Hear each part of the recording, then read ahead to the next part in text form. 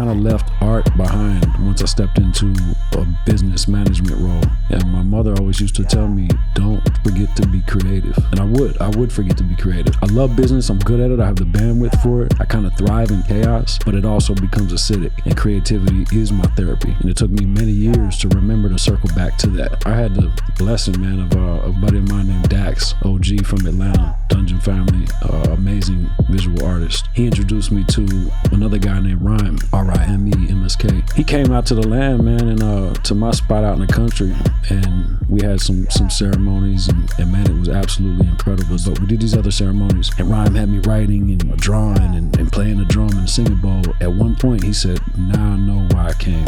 I said, why? He said, to remind you to be creative. You know, and it was like, whoa, Ryme didn't know that that's what my mother was telling me before she passed. It still hits, I don't miss it. Just go, go, go, like a go, go flow. And I'm almost known, and I told you so. When I throw these flows like it's Rochambeau, and I ain't too close, it's Joe Smoke goes. And I'm on my grind, that is all the time. I do not do breaks, that's right, I stay in dry. And look, I'm back with a little bit of that, a little more cash than it came in with. Ready, that cat is out that bag, but I still ask you, the boy got skills. I don't need her, I don't need him, I don't need help with me, I got this. I can sing songs, I can spit raps, and I can do both, even do this, word.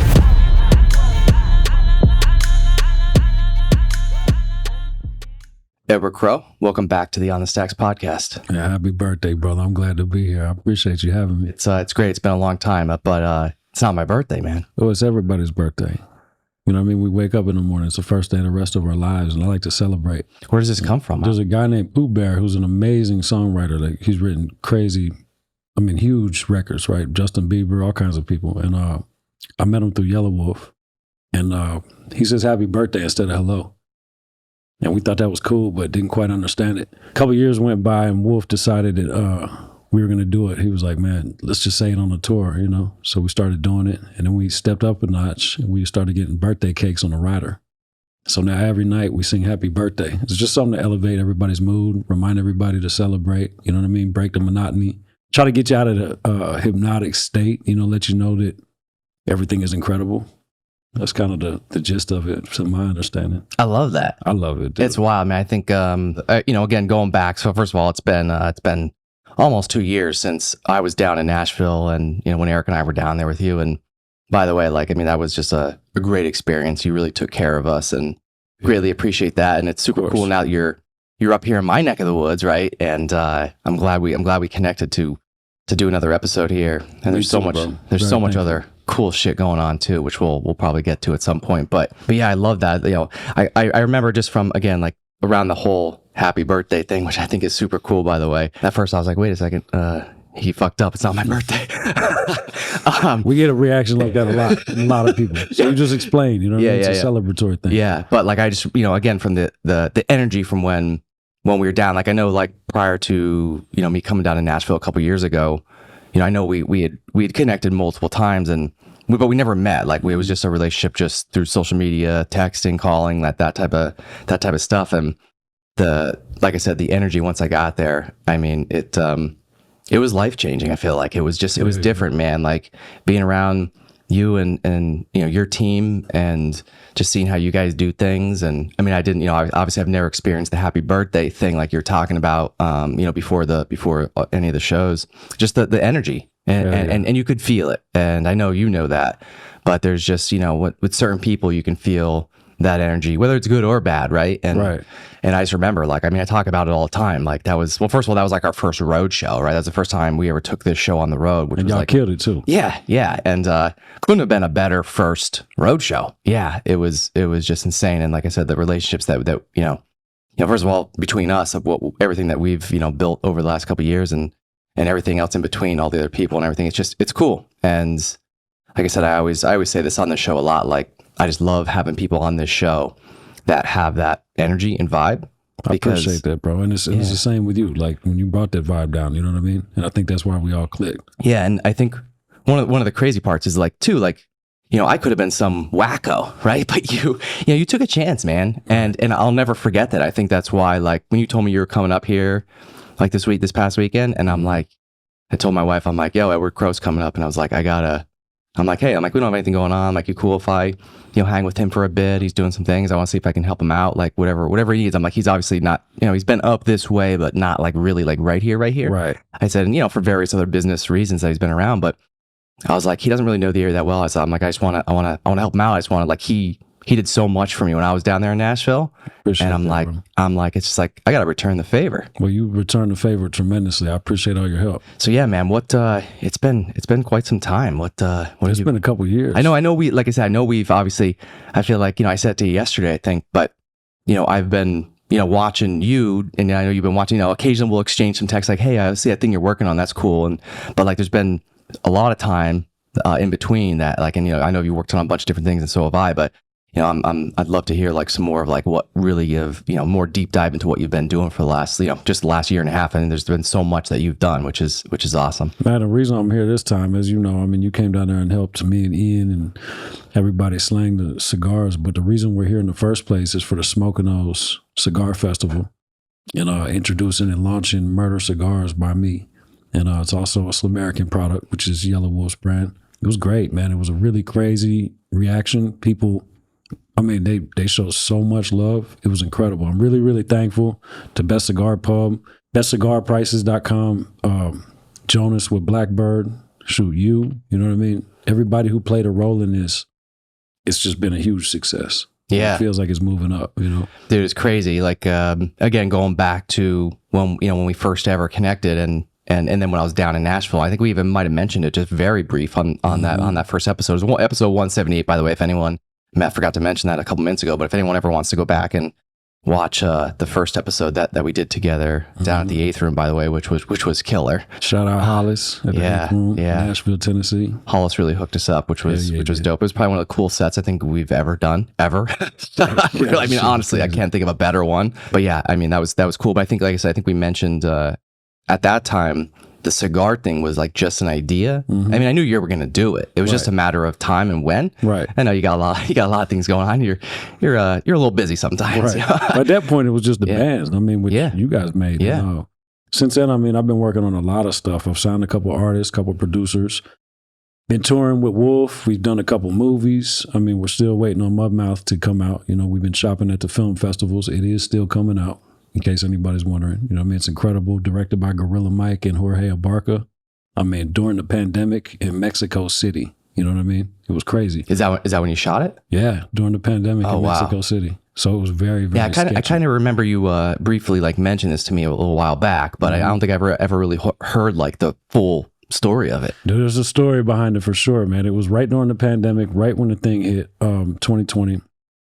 We went down there, went to film the movie, and people were, at first, they were like, you don't have to take a COVID test. After the fact, we got down there, they wanted us to take the test. I wasn't mad at taking the test. I was just mad at sending, $500,000 deposit and then getting told we got to take the test and the insurance doesn't cover it. Oh, shit. If the test came back positive. So long story short, we got some doctors up there. We tested everybody. Everybody came back negative. We got to proceed with the filming. And man, when I tell you it's incredible, it's crazy. It's got, it was originally Mudmouth. It's really evolved through the process of the years that it's taken to get to the finish line. The reason it's taking a while is because there's animated parts and it goes in and out of animation, and the original animator just didn't hit the nail on the head. It was incredible. It just wasn't the LSD vibe that we were going for. You had to rework some things.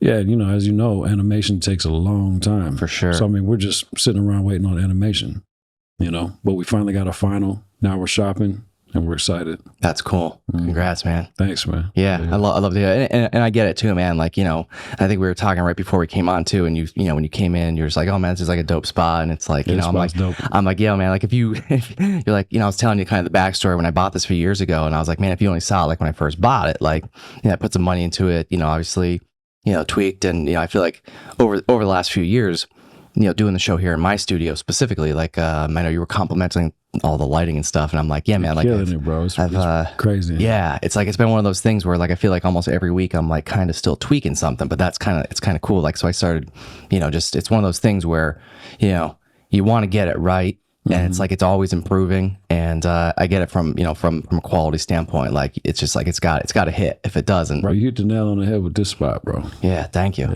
thank you. And like I said, man, I'm super pumped to have you up this way. Like I knew there'd be a day at some point, right? You know, I'm always like, oh man, like I'm watching because you're bouncing around all the time. I know you're flying out tomorrow, and you're going all over the country again too with Wolf on tour. But yeah, man, I'm like always like, oh, I'm trying to watch to see like when you're gonna be up this way. And I'm like, oh, one of these days he's gonna be around this area and we'll link up. You know, it's crazy how it worked out too, and it all started as full circle. It is. What I mean, how it worked out. Yeah, but yeah, we've been on tour for a month right before I came here. Crazy, I missed my, well, I didn't miss it. They canceled my flight from Chicago to here. And the only other flight was last night, would have landed at 1 a.m., which would have missed the whole festival. Yeah, so I had to jump in a rental car and, all for nothing. So I had to jump in a rental car and drive 13 hours solo after sleeping 2. You know what I mean? I would have skipped a knee tattoos had I known. I was going to have to drive from Chicago to Pennsylvania. But hey, here we are. Yeah. We made it. Yeah. You know yeah. I mean? Oh man. Yeah. When I got that text and I saw it and I was like, oh man, like, and you're like, yeah, bro, I'm driving now. I'm like, what? And you're like, yeah, man, they canceled the flight. I'm like, oh damn. That shit was crazy. Like, dude, that's rough. And I saw you got those knee tats. I saw you on Instagram. I'm like, yo, he's gonna be hurting driving that. And I showed up to pack the cigars at the warehouse, and the first thing they give me is a shot of tequila and a donut. Said, let's go. And a donut. Let's go. Yeah, yeah. You know I mean? Time to get to work. Got you right back into it. Yeah. Yep. Yeah, no, man, it's cool. I appreciate you reaching out and saying like, hey, I'm gonna be around, and I'm glad I was able to join you and Ian, up there at Smokinos at Best Cigar. It was a cool experience. I mean, I didn't know what to expect, I think. I know we kind of said this the other day, but like, it was one of those things where like, oh man, like this could go like one way or the other. This could be like really good, or it just could be like, eh. And, there'll be no middle ground. Yeah. And you like, I was thinking like, man, I hope it's a hit for Edward. Cause like, otherwise I feel like he might like, he's just gonna be disappointed, and and I knew that this was like the drop, like the launch of the brand, which you've been working on for years. Which I obviously I knew this, and like we talked about it real brief a couple years ago, but this was it. This was it, and it had to hit. And it's crazy because I thought it was like I'm not gonna say it's not, but it's a very tight knit industry. It appears, right? Yeah. And sometimes that can work in your favor or work against you. And I wasn't sure how it was gonna go. I had some really good allies. So I figured it would go well in that regard, but man, it went so much better than I could have ever imagined. Everybody, we were so well received, so well respected. We had a lot of love, man, and I'm very, very thankful for everybody who played a role. I brought you a box. Oh yeah, hell yeah, yeah. So that way you can check out the quality. Yeah, I love it, man. You, you killed it. No pun intended. Yeah, no pun intended. Murder Cigars. We put I Want to Fly. That's that's what it says above the pyramid, the first pyramid they discovered in Egypt. When you're walking out of the pyramid, above the door in hieroglyphics, it says "I want to fly." That's always drawn to me. Yeah, I love branding, man. I love, and I know you and the team always crush it with whatever it is. Appreciate that, anything Slumerican related. And this was born from I originally went to what is the story? Yeah, it's crazy, right? Like I smoke cigars. I love cigars. By no means am I an aficionado or anything like that yet, right? I'm studying up so I could be on point. But someone reached out to me a while ago, probably 3 years ago, and wanted to give Yellow Wolf a cigar. And I hit Wolf and let him know, and he was like, "Bro, I don't smoke cigars, but you do." He said, "Why don't we do a cigar for you?" And first thing I'm thinking is I couldn't even visualize it. I didn't really have an idea of how that would pan out. I do smoke cigars, but I was thinking, who cares, right? Yeah. But Wolf is a visionary, man. He's always got a vision. And he said that. And then Cairo, one of my other business partners, I had the samples in the back seat of the car. And I was asking him if he wanted to try them with me. And we weren't even talking about designing anything yet. And I showed him the cigars. We were at the gas station. He was like, "Hurry up, we got to get back to the house." I wasn't even sure what he was talking about yet. We get back there, and when I tell you he mocked up the original logo in probably 30 minutes, it's like it hit him like that. Immediately. Yeah, before he explained it to me, he designed it. You know what I mean? I was at his house. That's crazy. But then obviously all this stuff, he worked a lot harder and did a lot of stuff. But yeah, Cairo from Cairo Inc., Cairo Wolf, designed all this, man, killed it. I'm very thankful again, man. A lot of people played a role in bringing this to life. Yeah. You know? Yeah, to touch on the festival up there too, I think one of the things I thought was really cool. I mean, first of all, like there was a ton of people there. I mean, I think they said there was like over, well over 1,000 just in general attendees, right? And I think just over 1,000, maybe wholesalers or something. Yeah, I mean, I'm sorry, retailers. Yeah. And I thought like, all these people come by, like, first of all, it's a brand new, I think, well, to my knowledge, again, like I looked it up too, and I'm pretty sure we're right in this, but to my knowledge, you were the only brand that was brand new. So like my knowledge is the same information. Like everybody that was there has been in the business, either a few years or more, or several, or like a lifetime worth of time. Because that's the thing, like the big guys were there, like the major players, like the big guys, like the biggest in the world, right? Dude, like the attention that the booth got, that the murder booth got, man, it was wild. There was people coming up, just, again, like I was there with you all day, and there was people just coming up and be like, hey, like I heard about this, and like, it's only been out for like a few hours. Right. People exactly. are like, yo, I saw this. I had to come over and see like who you guys are and meet you and this and that. And everyone was buying them. And that one guy I thought was really cool. I think he noticed your ring on your finger, and he saw that you were a Freemason, and he came up and he was immediately just connected with you, and he was just like, yo, like I gotta support a brother, like, and he's like, I'm just buying these. I don't even care. Like, he's like, just swipe the card, then we'll talk. He didn't even like, he's like, I don't even care. He's like, just give me them. He's like, I just want to support you. Like, that was a lot of love. Yeah. Right. Yeah. He was out of Jersey. Yeah. Bob out of Jersey. That was a lot of love, man. That's cool. So, I mean, like, obviously, with the, Freemason, and I know when I was down in Nashville a couple years ago, your boy Warren, shout out Warren. Yeah, that's my dog. Yeah. Another one of your brothers. Like, and I did that episode with him and that was your lodge, right? Right. We did it at your lodge. West Nashville, Phoenix, 131. Yeah. Which was, that was another really cool, probably another one of the really coolest experiences and sets we've done beyond the other. Had a great interview. Yeah, you guys killed that. Yeah, and I'm glad you introduced me to him too, because it was like, I remember you said to me like, hey man, like if anything, if how much longer you guys staying? Like, if you want to do any more, like let me know if there's anyone else that And I was like, yeah man, like we're down to roll another episode with someone. He's like, you got to check out my boy Warren, and I was like, yeah, deal. Of course, yeah, let's do it. So. That was really cool. And so, like I said, I mean, just, I up until that point, to be honest, I didn't really know much about Freemasonry at all. No. Like literally, like nothing, man. Like when I heard about, like, I didn't know anything. Right. And obviously he, of course, he talked, a bit about it. It wasn't the whole episode, even though we were at the lodge, of course, but it was cool. It was cool to learn about it. And there's still a ton that I don't know. And I just, but again, it's one of those things that is just, it's fascinating. And, I love seeing the connection. I think one of the, like I said, going back to that gentleman that came up at the booth yesterday, man, and he just like, you guys connected. It was like as if you knew each other your whole lives. It's always like that, yeah. But you were total strangers. Total strangers, but brothers at the same time. Yeah, you exchanged contact info right away. It's like we knew we had to do that right then. What's crazy is Pennsylvania is really, really heavy in masonry. There's one of the most beautiful Grand Lodges in the country. I mean, it might be the most beautiful in the country. I don't know.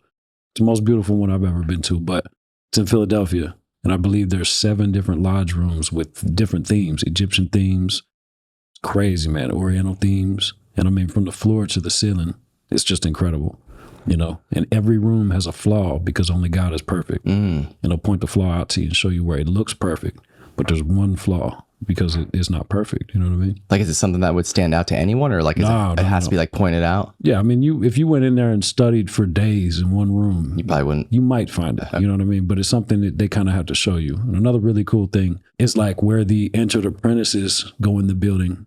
There's what they call it's really rough, right? Like, hence your character, like you're getting started on your journey. Where the fellow crafts, which would be the second degree, go in the building, it's a little smoother. It's like you've worked on yourself, you've learned more, you've done more self-improvement, right? You work to become a better person, so it's a little smoother. On the Master Mason side, it's completely smooth. And this is the Pennsylvania Grand Lodge. It's really, really beautiful, man. If you ever get a chance, you should check it out. Yeah. Hell yeah. Even if you're not a Mason, it's just a work of art. Yeah, that's what I mean. Like, again, going back to when I was down at your lodge, when I did that episode with Warren, man, when we went there, we rolled up, Eric and I, and we pulled up outside and we're like, okay, like had no clue what to expect. Like, really. I mean, I put it this way. I mean, I knew whatever it was going to be cool because you don't recommend anything that's not. Like that's like, you know, everything. I feel like everything that you do is fire, man. So like, thank you, bro. I you know, of course I just trusted you, and I was like, man, hey, if Edward Crowe's recommending this, I'm like, yeah, I'm down. Like, let's go, man. Like, I'm just like, yeah, you know, whatever it is. So yeah, and then we walked in, I was blown away times 10. And I know, like you said, like this other one that you're talking about is probably, you know, is way more extravagant than that one. But man, dude, like we walked in there and I couldn't even believe it, because from the outside, you wouldn't expect the inside to look what it looked like. You know what I mean? Right. And it was like one of the coolest places I think I've ever been. Like, yeah, I was just mesmerized. Yeah, and I'm really proud to be a member of that lodge specifically. We like to think of ourselves as very progressive and you know, try to move this whole thing forward. You know what I mean? It's a very old, ancient fraternity. You know, we work hard to make it up to date. You know what I mean? But also respecting the tradition.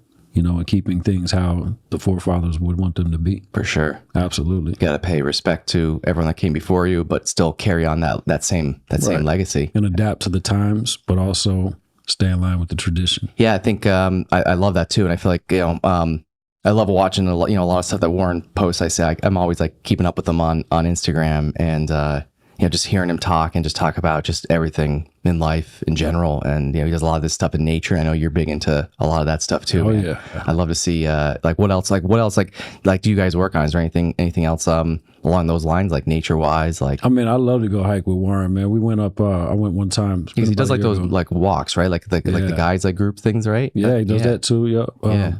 We went up to Mount LeConte.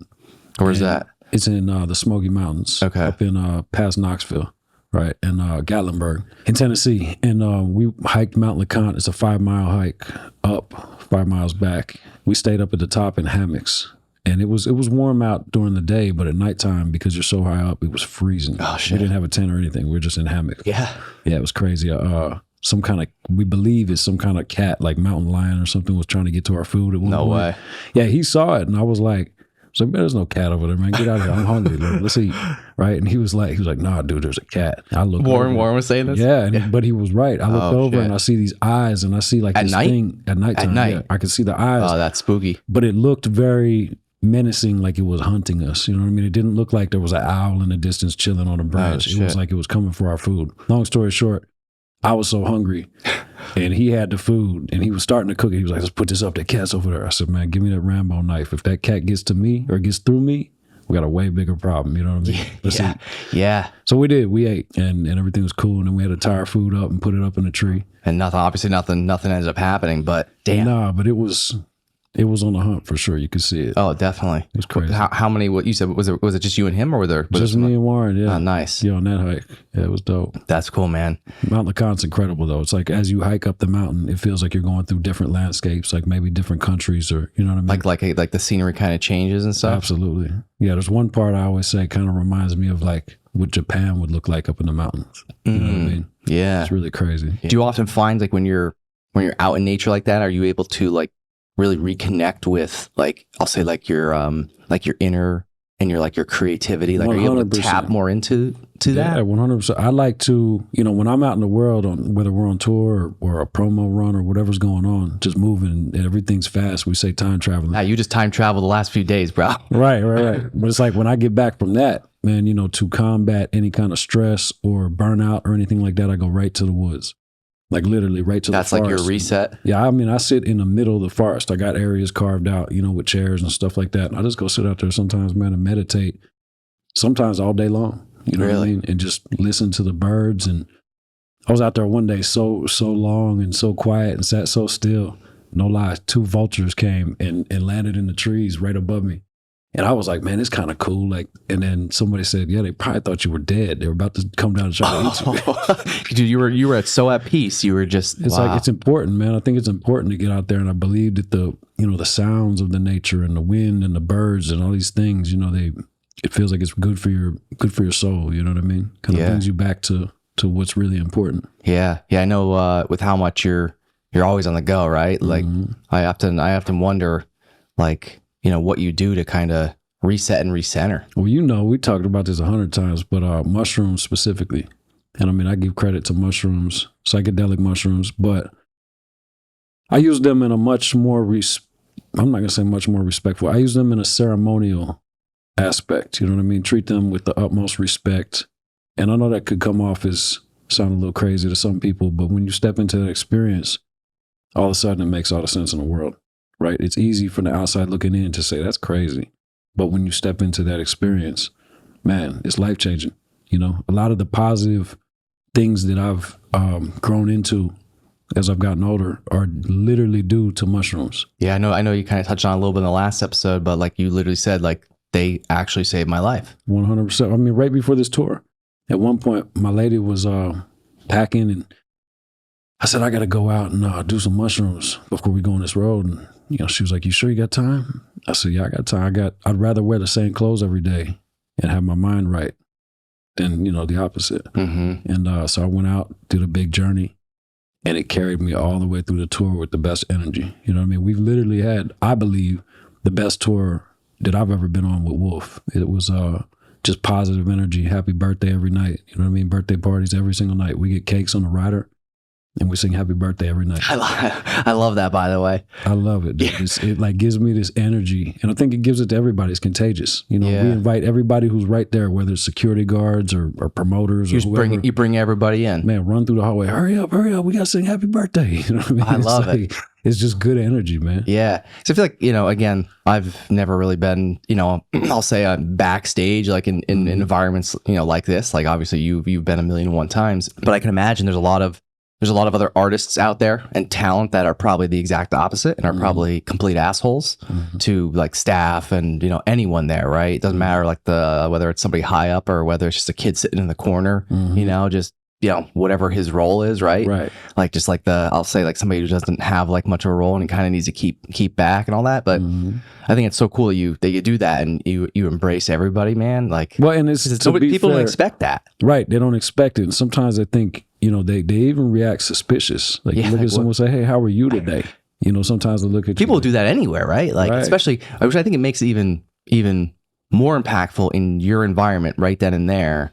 Because like even if it's like you're on the street, let's just take, you know, forget the environment that you're in with, you know, on tour, right? That's obviously a whole different level of what's happening in the moment. But like you just do that on the street, just walk up to somebody, hey, how you doing today? Most people look at you like you're weird. And I think that's important, man. Like we're at a place in the world where it's important to remember to recognize people and, you know, give people their flowers, you know, even if you don't know them. But everyone on our tour, I want to mention this. Everyone on our tour is on the same frequency. You know what I mean? I'm not doing anything other than being a part of what we all bring to the table. You know what I mean? And I'm very, very thankful it's a lot easier on the road when you have family. You know, like everybody on our tour is just incredible. How do you hold everyone together, man? Like there's a lot that goes into that. Man, frequency. You know what I mean? Like keeping everybody. The goal is to keep everybody's spirits up and everybody's vibes up, and we work together. That's a group effort. You know what I mean? Everybody plays a role in that. So it went. All right. So how does the cake thing work? Like run me through this. So like, is the cake out? Like is it out? Like you know, we like hide on a the table? Cake. Oh, it's hidden. We hide. So the it's cake. like it's a surprise party. Yeah. And it's funny because I don't think anybody forgets, but every night we act like we didn't realize it was about to happen.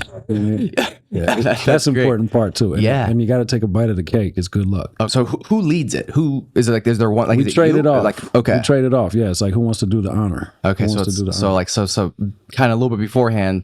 There's somebody there's like maybe a couple people that are in on it more than the rest. Yeah, exactly. Right, exactly. and then like, do you pick like one person to sing it to? Like, how does that? No. We sing it to everybody. So when we get to the point of like.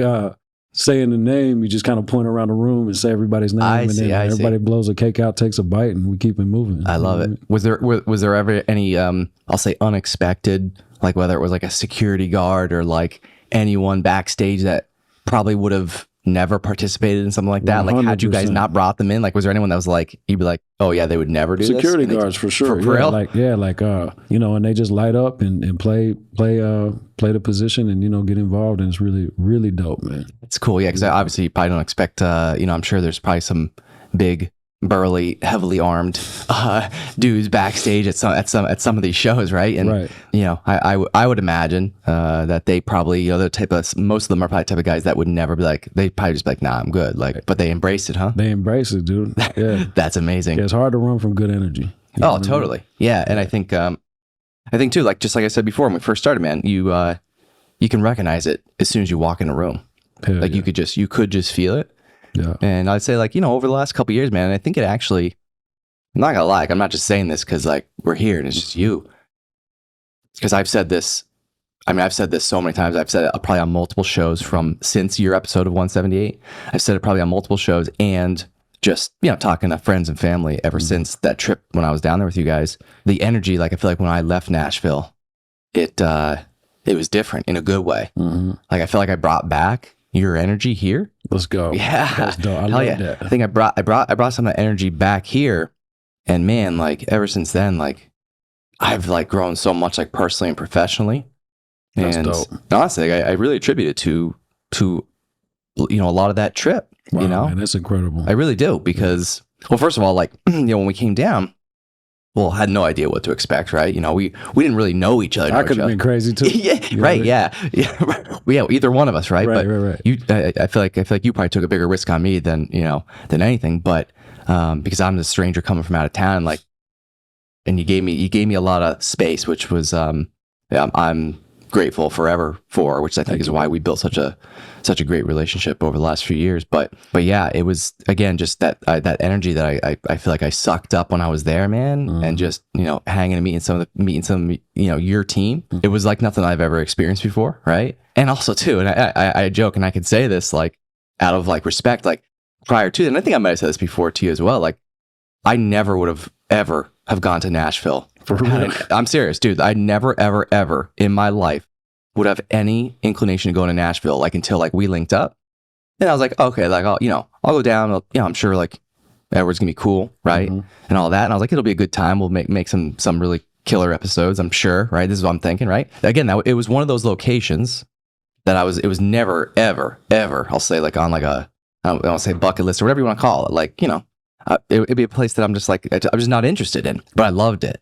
Yeah. Like, I absolutely loved it. And, I haven't had the time to, to come back again, but I definitely want to and need to come back. But You gotta come back. for yeah. sure. Oh, hell yeah. But again, it was one of those places that I'm just like, I just didn't give a shit about, Right. and, like, I hate to even, like, say that now, because I'm like, damn, like, I'm disrespecting the place, and, like, I've never even been. Well, it's interesting when things change your perspective. You know what I mean? When you felt one way and then they change. You know? Yeah. Very similar to how I felt coming up here for the festival. Was a little nervous about it. Didn't know how I was going to go. And Right. I'm so thankful I jumped in that rental car and drove. You know what I mean? Because it couldn't have been more incredible. Dude, imagine if you didn't. I mean, we wouldn't be here. I mean, literally, obviously we would not be sitting here doing this right now. Right. All this, and, I'm holding the cigars right now. Like, all this could have been all for nothing. Right. Like, if you just didn't do that. And I mean, I'm glad you did, man. Me too, bro. Me too. It's been some time, and it's killer to be able to sit down and just obviously catch up and hang out the last few days, and obviously do this episode too. And Right. but again, like I said, like, the experience of coming down there, like, I'll just say from like a music perspective. And I think, even though I kind of sort of knew this, like, before we met, but I'll say, like, my perspective more on Nashville, and I think could probably be, like, the perspective that a lot of people have, is that it's more country. Yeah, right. You took it right out of my, took the words right out of my mouth. Yeah. Is it's only country. And, I knew that it wasn't, obviously, because, well, obviously, I know Wolf's music. I know, I know other music that, have some other great, I'll say, hip hop artists that have come out of Nashville. But again, Young Buck. Yeah, exactly. Definitely another one of my favorites. Obviously, I've appreciated his music over the years. I was like, okay, yeah. Besides, like, the handful of artists that, like, I know and that I like and respect, I was like, it's like, it's just like a stupid country place, right? Yeah, right. yeah. And plus, then also, I feel like sometimes it gets, like, that bad rap of, like, like the bachelorette party type vibe. And I think it's a bachelorette party capital of the world. It pretty much, yeah. Which is crazy because you go downtown to Broadway and I'm telling you, it looks like Nashville's parents aren't home. Right. You know what I mean? It's like, totally. It's bananas. It is. We got tractors with people in the back of them going down Broadway. Yeah. You know what I mean? Yeah. It's probably the craziest city in the country right now. It really outside is. of, like, Mardi Gras or something like that. Yeah. And it's growing like crazy. Yeah. I People mean, coming from all over. Yeah. I couldn't believe, like, and I'm sure, well, obviously it's been, almost 2 years since I've been there, but I can't imagine how much more it's grown since then. Because I remember we were there was like whole city blocks that were like under construction. I mean like under construction, like building major structures, like not just little, 1-story, Right. fixer-upper type thing. I'm talking like there was major infrastructure going on down there when we were there a couple of years ago.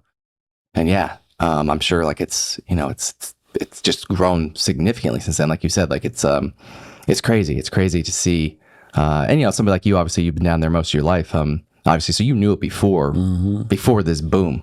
Oh yeah, big time. And I feel like, obviously I wasn't around yet, but I think in the 70s, maybe early 80s, I'm not sure, but Music Row, I've been told by some of the mentors I've had through the years, Tommy Dorsey's told me, you could see anybody from Bob Dylan to Johnny Cash walking down the street.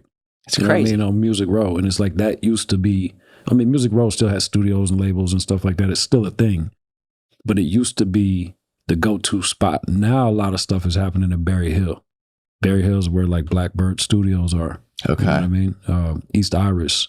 There's a lot. I remember that name from when we were down there. Yeah. Yeah. There's a lot of studios over there, man. It's crazy. It's, in my mind, it's becoming like the same thing as Music Row was back then. You know what I mean? Yeah. It's thriving. And the music is becoming more diverse. Sure, there's a ton of country.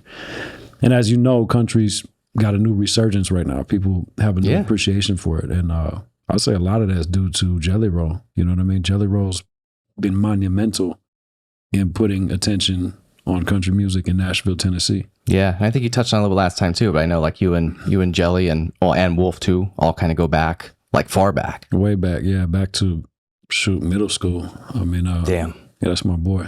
Good people. That's cool. Yeah, same with Wolf. I mean, I've known Wolf since I was 13. We used to paint graffiti together. Yeah, hell yeah. And they say a lot of times, don't mix business with friendship.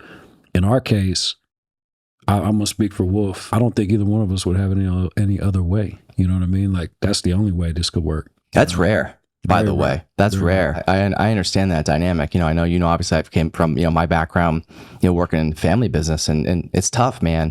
Like it's tough, like mixing family, friends and business. Like it's one of the hardest things to navigate and to do it and do it right and be successful at it. And, again, just knowing obviously what I know about you guys, like it's unbelievable. The chemistry that you and your team have. I mean, not just you and Wolf, but I mean like everyone. The whole like team. Yeah. Ian, like just everybody, bro. Ian's mission control, man. I keep Ian with me. Dude, that dude, like he knows what's going on. Right. But yeah, man, I love it. I think it's so cool to see just to see all the moving parts in action. I got another partner that I want to shout out to, Benji. Benji's kind of like a silent killer, like an assassin. Yeah, I kind of know that. I kind of think I know that name from Instagram. I feel like yeah. Benji's in the background, but Benji's is he marketing? Marketing, right? Yeah. Okay. I mean, he does 100 things, but yeah, he's the other part of my direct team. You know what I mean? So Benji and Ian, shout out. Yeah, holding it together. I feel like too a lot of times the behind the scenes people. Sometimes I don't get not that I would say they don't get the credit, but they don't get like the shot because they're not out, they're not front facing, right? But so some of those people, man, are again same thing here, like too, like some of those people, man, they're equally as important, and some if it weren't for any of these people behind the scenes that like help keep the wheels moving, man, like we wouldn't be here. And it's crazy because up until a couple years ago, I mean, that was kind of my position. You know what I mean? I was always in the background, but then I stepped back into my creativity. I come from a background of visual arts and theater. I went to magnet schools for acting and theater. I want to back up a little. I want to kind of, let's kind of get into this because I know, obviously, there's a big, huge creative side of you that I feel like sometimes maybe because of everything that you do and on tour and all that, like sometimes you're maybe just not able to tap into it as much as like you probably like to, right? So I'd love to hear more about that background and kind of how like you're looking to do other things going forward. Well, art wise, I mean, I was a graffiti artist, muralist for a long time. Was part of a big crew, AM7, one of the biggest at the time. They've morphed into other crews and done a lot of really cool things. I went to school for visual arts, went to school for theater in high school, like magnet schools. And then I went to Memphis College of Art to study art. And then I dropped out because I had too much going on, you know what I mean? And kind of left art behind once I stepped into a business management role And my mother always used to tell me, don't forget to be creative. And I would forget to be creative. You know, and I love business. I'm good at it. I have the bandwidth for it. You know what I mean? Like, I kind of thrive in chaos, but it also becomes acidic. And creativity is my therapy. And it took me many years to remember to circle back to that. But that's where my roots are. You know what I mean? So when people see that and they're confused, sometimes I have to remind people that that's literally before the business. I was creative, you know? And I had the blessing, man, of a buddy of mine named Dax, OG from Atlanta, Dungeon Family, amazing visual artist. He introduced me to another guy named Ryme, Rime, MSK. And he came out to the land, man, and to my spot out in the country. And we had some ceremonies and man, it was absolutely incredible. It's the first time I've really went far in a journey with someone who was as experienced as I am doing these things, right? And it was like playing ball with somebody who could play ball too. You know what I mean? And we had a crazy experience. I won't get into that right now. It's a long story. Yeah. But after the journey, you know, Ryme, he's a big artist, man. And he said, I would like to paint my vision, like a mural of my vision on your barn, if that's cool. And I was like, if that's cool, I was like, man, I'd be honored. You know what I mean? Like, please. I didn't even know if he's actually going to do it, but he came up the next week and he painted. It's really, really, really, really dope, man. But it's specifically two hands in the middle, and there's other stuff involved, eyes and hands, and he titled it "We Are the Hands of Our Ancestors," based on the trip. You know what I mean? There was it felt like a lot of ancestral energy. You know what I mean? Like a lot of. He specifically at one point touched on ancestors are proud. You know what I mean? And I mean that's deep, man. It's really deep, but we're in a deep place.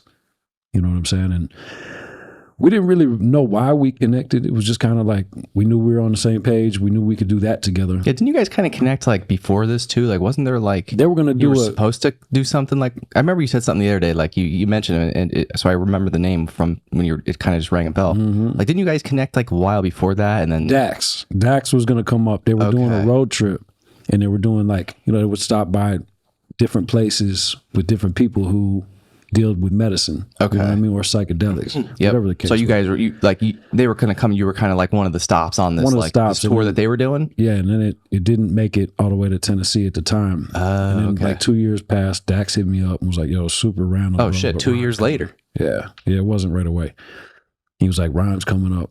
So Ryme came up, and the crazy thing is, like, while we were doing these ceremonies and these journeys, I mean, Ryme is like, he's handing me notebooks. He's handing me drum, like a drum you would beat on like this, like a ceremonial drum. He's handing me singing bowls, and he's like just making me be creative. And I'm like, who is this guy? He's incredible, but who is this? You know what I mean? Like, yeah. So then at one point, the first night I actually linked with him. I linked up with him, some old friends of mine, Hasp and Zoo. That's what they write. That's their names, graffiti artists. And a young dude named Snare, who's really, really sick. He's been getting up. And I see Ryme, introduce myself, and he goes, here's your paint. We're going painting. I said, dude, I got on cowboy boots. I just got done working. I was like, come on. And he was like, cowboy boots? That's legendary. Let's go. And I'm like, dude, I'm not trying to paint with you, man. You're world famous. Like, I hadn't done this in 20 years. Come on. And he said, even cooler. Hands me the paint. Said, yeah, let's go. So we go paint. And, and it was cool because it was finding the space in that experience where it didn't matter that I hadn't done it in 20 years. It was about the therapy. It was about the experience, not necessarily about, is the end result going to be incredible? It was about the journey, the therapy, and it was incredible. So then we did these other ceremonies. I'm kind of bouncing around right now, but we did these other ceremonies, and Ryme had me writing and drawing and playing the drum and singing bowl. And at one point he said, now I know why I came. I said, why? He said, to remind you to be creative. And it was like, whoa. Ryme didn't know that that's what my mother was telling me before she passed. You know what I mean? So it was like, it was deep. It's really, for me personally, you know what I mean? It was probably, for anybody else, it might have just been like, hey, dude, you need to remember to be creative. But for me, it was really, really deep. And it's been something that I've nurtured since then. You know what I mean? Like something else I've been doing every year, and it's not necessarily that we're, you know, too concerned with LSD or anything. It just gives me a date. It gives me a project. But we just did our 3rd year. April 19th is Bicycle Day. That's the day in 1943 when Albert Hoffman took the first trip, right? He accidentally ingested LSD. Oh, this is part of your blotter, right? The blotter paper? Yeah. 'Cause I got that first one. That's right. Yeah. Yeah, you just came out with the second one not long ago. Well, we right? came out with the third one. Or third. So we're on the That's third right. year. Okay. Yeah. And for the 3rd year, I wanted to collaborate with Wolf. So we did, you know, like I said, hence our relationship, our business and friendship and brotherhood, you know. We decided to do one together for the 3rd year, 3 being a number that makes sense, you know what I mean? And it stood for amalgamation, which is essentially the idea of 2 or more energies or entities coming together to form one more powerful energy. And, you know, it had the 5150 flower, the Crow logo, 3s. There's a lot of symbolism. I won't speak on Power it here. of 3s, hell yeah. You know what I'm saying? So it's Yeah. like, it was representing like me and Wolf coming together and forming this more powerful energy, right? And I feel like it carried into this tour, you know what I mean? And there's a lot of, I don't know, man, just a lot of positive motion Totally. that we got going on. And the amalgamation was like a tribute to that positive motion. You know what I mean? Yeah. Crazy. But yeah, you got to check that out. I actually brought one for you, but I left it at the hotel. Oh, I'll give hell it to you yeah. in a little while. Oh, awesome, man. I appreciate that. Yeah. I love the story though with Ryme, man, and tying it back like with your mom. Yeah. Like that is, dude. I mean, I still have the chills, but like when you told that story, man, like that story, like, you know, again, going back to what your mom said to you, remember to be, it was remember to be creative. Mm-hmm. That's, and was your, I think your mom was an artist too, didn't, I think you said She was a photographer. a photographer. Yeah, Okay. but she 'Cause I would remember also, you briefly touched on it in that last episode. yeah, she would hand color black and white photos. So she Okay. would do black and white photos and develop them, and then she would hand color them herself, like just color different parts of it. You know what I mean? Yeah. Yeah, she was incredible. It Wow. was really dope. But she was always in my corner, always, you know, rooting for me, wanting me to be creative. Man, I guess being my mother, she saw what it did for my soul. You know what I mean? Saw that how I would act or the therapy I would receive from the process. You know, so now I try to remember constantly.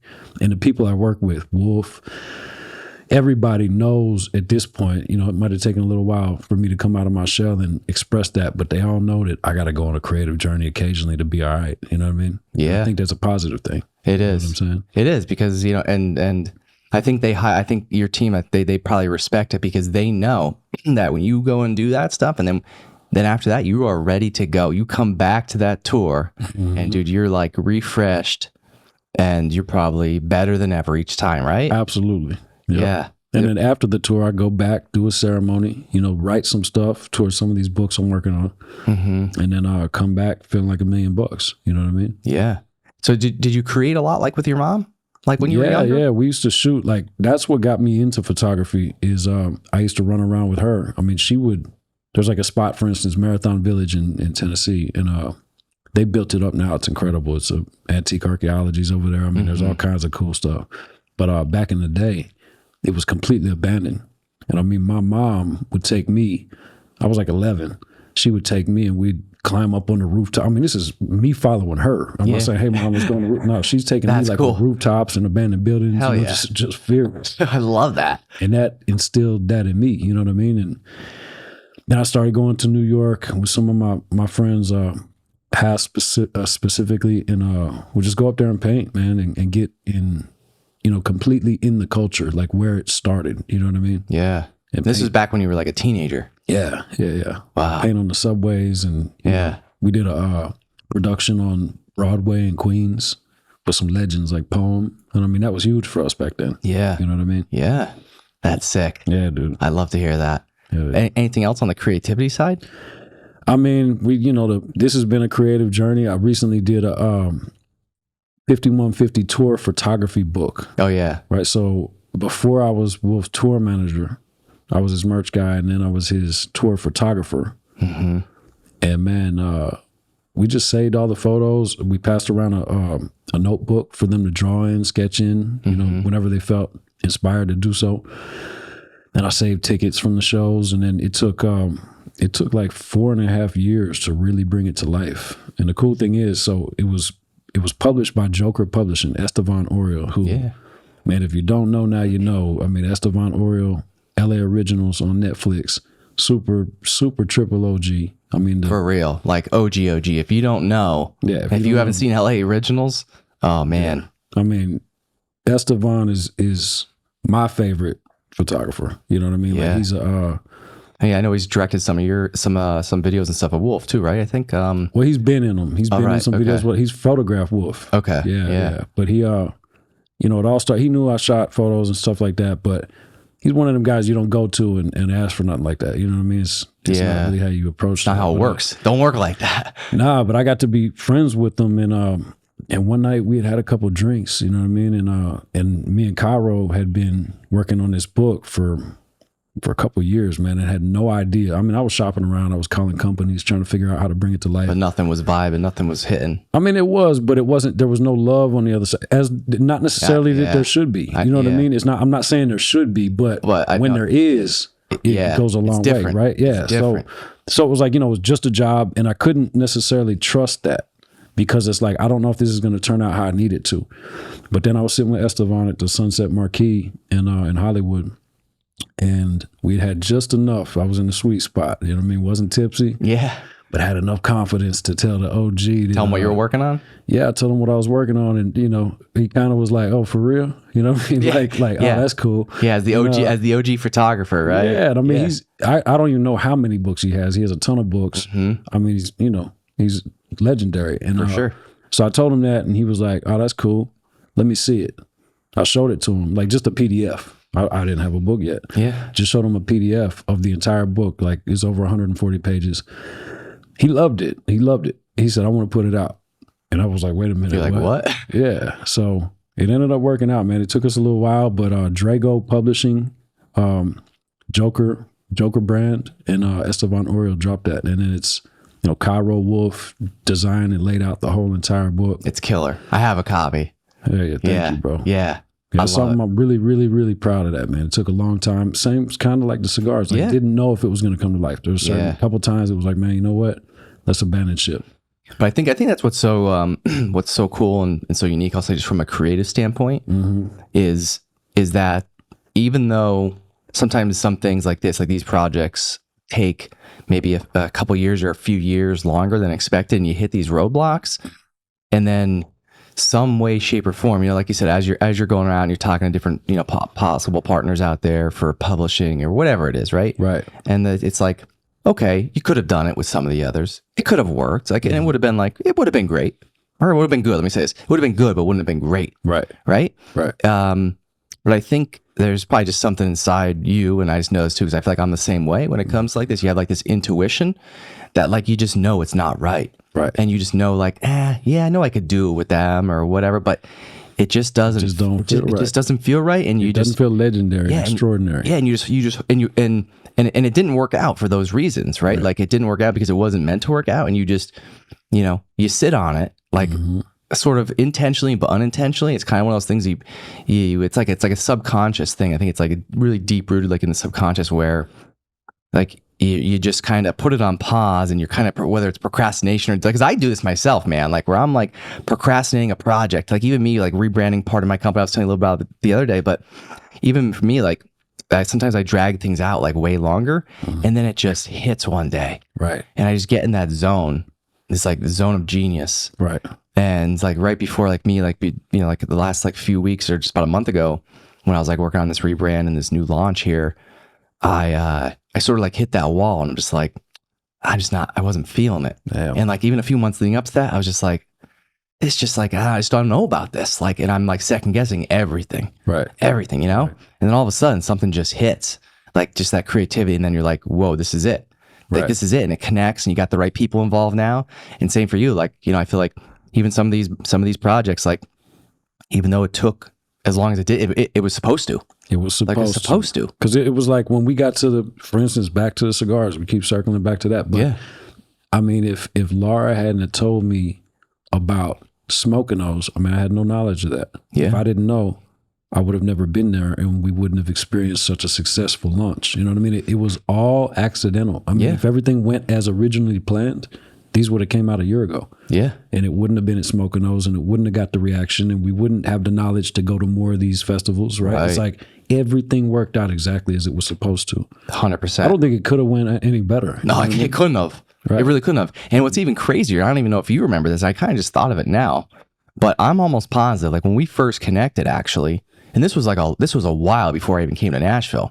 When we first connected, I remember the very first conversation we had on the phone, and like we weren't talking anything, like we were just talking personal. I was like, "Yo, man, like we both were." It was that moment on the phone where like we feel like we knew each other, but we didn't. Right? You know? Do you remember that conversation, bro? And I was like, I had already like, because we were connected on Instagram.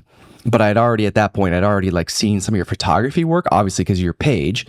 But I had been on your website a couple times because I just appreciate anything photography, video, any type of creativity, anything in general. I could always appreciate work that, like stuff that I don't do, like you know what I mean. So, or even work that I do, but also just like other people that do dope shit that's similar. And I remember just being on your website, and I was on the phone with you. I was like, "Yo, man, yeah." I was like, "I see, like you're into photography and stuff." And actually, this is what sparked the conversation, because you had just been on some other podcast, and you were talking mushrooms on some other podcast. And that clip, that right before that phone conversation a couple years ago, that clip, I just happened to come across it, and I saw you talking about it.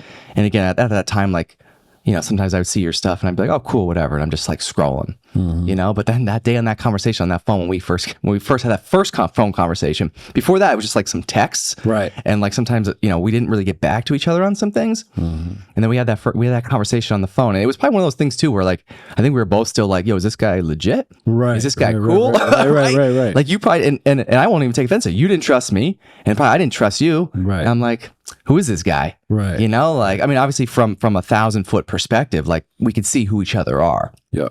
But it's different.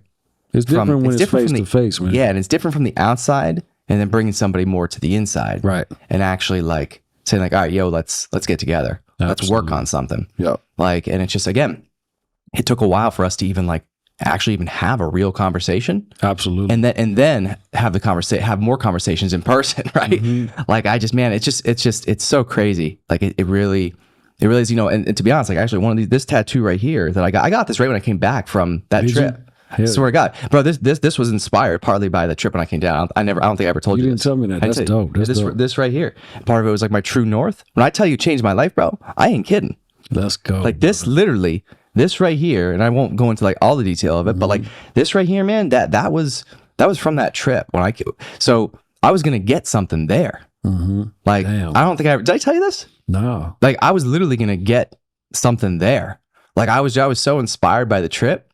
I was like, yo, I don't know why I didn't ask you. All right. I mean, but you know, for like a recommendation, like where to go. But like I was so inspired there that I was like, I almost got this there. We just ran out of time. Right. Like literally, we just ran out of time because like, you know, we did some more, episodes for the show and whatever. You guys, how many you do where you're done? 4. We did 4. That's right. Yeah. Yeah. You guys killed it. Yeah. And thanks. Obviously you introduced me to Baldy, which was dope. That was another great one down there too. Yeah. But yeah. So anyway, so I'm not kidding. I think I got this one literally the day after we came back here.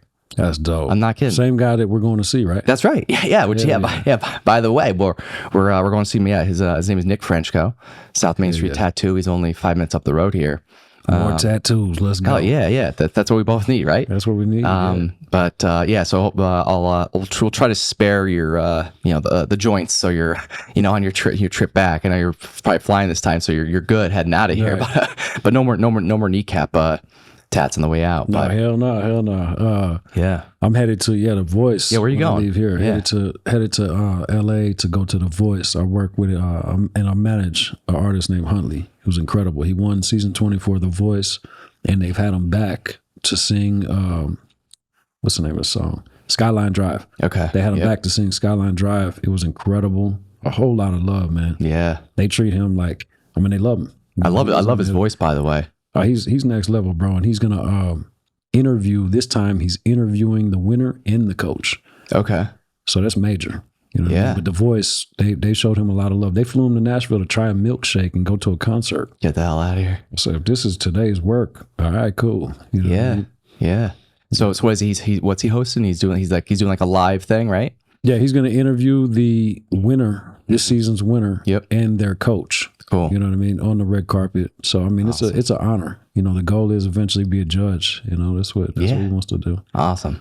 That's really exciting. What else? Anything else? Absolutely, you and the boys working on? Hell yeah, man. So another artist I managed, J. Michael Phillips, incredible urban country. Yep. Him and Wolf have been working together, and they get along great and make incredible music. And they did a project called Whiskey and Roses that comes out July 11th.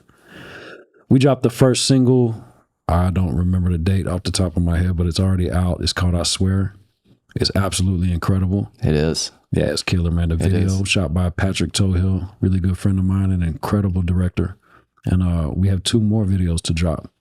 And they're coming with the next single. Third one is July 11th when the album Whiskey and Roses drops. I couldn't be more excited, man. Shit. And then the 45 tour. I mean, we've been selling out. Yeah, bro, you've been everywhere. We've been selling out the 45 tour, man. And then, that's leading up to Wolf's next big studio album, 45, produced by Malay, another really good friend of ours. And besides a friend of ours, top-notch chef and multi-Grammy award-winning producer, top shelf, man. Hell yeah. So 45 is going to be like, I mean, we think, in my opinion, it's going to be Wolf's best album to date, When's, do you have a drop date for that yet? Not yet. I like to have everything in the chamber, like everything ready to go. Once we start setting release dates before we got masters and artwork and all that, I feel like it leaves room for error. So no, we don't have a date yet, but we will in the next 2 months. Okay.